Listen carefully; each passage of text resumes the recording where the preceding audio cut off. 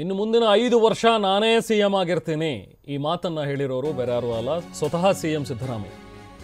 ಇವತ್ತು ಮತ್ತೆ ವಿಧಾನಸಭೆಯಲ್ಲಿ ಸಿಎಂ ಸಿದ್ದರಾಮಯ್ಯ ಈ ಹೇಳಿಕೆಯನ್ನು ಕೊಟ್ಟಿದ್ದಾರೆ. ಯಾಕೆ ಈಗ ಇದ್ದಕ್ಕಿದ್ದ ಹಾಗೆ ಅದು ವಿಧಾನಸಭೆಯಲ್ಲಿ ಸಿಎಂ ಈ ಹೇಳಿಕೆಯನ್ನು ಕೊಟ್ಟಿದ್ದಾರೆ ಅನ್ನುವಂಥದ್ದು ಸಾಕಷ್ಟು ಕುತೂಹಲಕ್ಕೆ ಕಾರಣವಾಗ್ತಾ ಇದೆ. ಈ ಪವರ್ ಶೇರಿಂಗ್ ಚರ್ಚೆಗಳು ಇರುವಂತಹ ಬೆನ್ನಲ್ಲೇ ಸಿಎಂ ಬದಲಾವಣೆ ಆಗ್ತಾರೆ ಅನ್ನುವಂಥದ್ರ ಬಗ್ಗೆ ಇರುವಂಥ ಒಂದು ವಿಚಾರಕ್ಕೆ ಸಂಬಂಧಪಟ್ಟಂತೆ ಒಂದಷ್ಟು ಚರ್ಚೆಗಳು, ಒಂದಷ್ಟು ಬೆಳವಣಿಗೆಗಳಾಗ್ತಾ ಇರುವಂಥ ಬೆನ್ನಲ್ಲೇ ವಿಧಾನಸಭೆಯಲ್ಲಿ ಸಿಎಂ ಸಿದ್ದರಾಮಯ್ಯ ಈ ಹೇಳಿಕೆಯನ್ನು ಕೊಟ್ಟಿದ್ದಾರೆ. ನಾನೇ ಮುಂದಿನ 5 ವರ್ಷಗಳ ಕಾಲ ಸಿಎಂ ಆಗಿರ್ತೀನಿ ಅಂತ ಹೇಳಿ ಬಂದಾಗ 2014ರಿಂದ 17-18 ಇದ್ರಲ್ಲ, ಬರ್ಕೊಳಪ್ಪ ಅಶೋಕ, ನಾನೇ ಪರ್ಮನೆಂಟು, ಇನ್ನು 5 ವರ್ಷ ಅಂದ್ರು. ಕಾಣೆ ಆಗೋಟ್ರು. ಕಾಣೆ ಅಂತೆ ಮಾಯವಾದನೋ ನಮ್ಮ ಶಿವ ಅಂತೇಳಿ ಕಾಣೆ ಆಗೋದು. ಇವಾಗ ಮತ್ತೆ ಹೇಳ್ತಾವ್ರೆ ನಾನು ಬರ್ತೀನಿ ಅಂತ. ಅದೇ ಎಲ್ಲರೂ ಅದಕ್ಕೆ ನಾನು ಹೇಳೋದು ಅಂದ್ರೆ ಒಂದೇ ನಿಮಿಷ ಮುಖ್ಯಮಂತ್ರಿಗಳು ಒಂದೇ ನಿಮಿಷ ತಾಳಪ್ಪ. ನನಗೆ ಒಂದೇ ನಿಮಿಷ ಸರ್, ನಮ್ಗೆ ಅವರು ಇನ್ನ 5 ವರ್ಷ ಪೂರೈಸ್ಲಿ ಅಂತಾನೆ ನಾವು ಬಯಸ್ತೀರಿ.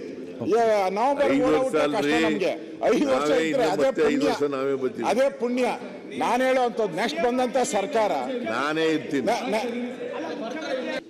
ಅವ್ರು ಇದೇ ಅಧಿವೇಶನದಲ್ಲಿ ಬಂದಾಗ 2014ರಿಂದ 17-18 ಇದ್ರಲ್ಲ, ಬರ್ಕೊಳಪ್ಪ ಅಶೋಕ, ನಾನೇ ಪರ್ಮನೆಂಟು, ಇನ್ನು 5 ವರ್ಷ ಅಂದ್ರು. ಕಾಣೆ ಆಗೋಟ್ರು.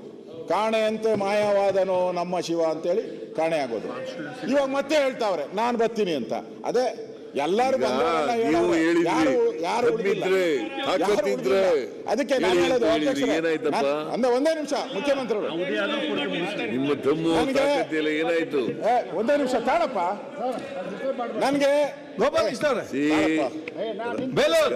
ನಿಮಿಷ ಸರ್, ನಮ್ಗೆ ಅವರು ಇನ್ನ 5 ವರ್ಷ ಪೂರೈಸ್ಲಿ ಅಂತಾನೆ ನಾವು ಬಯಸ್ತೀರಿ. ನವೆಂಬರ್ ಕಷ್ಟ ನಮ್ಗೆ 5 ವರ್ಷ ಇದ್ರೆ ಅದೇ ಪುಣ್ಯ.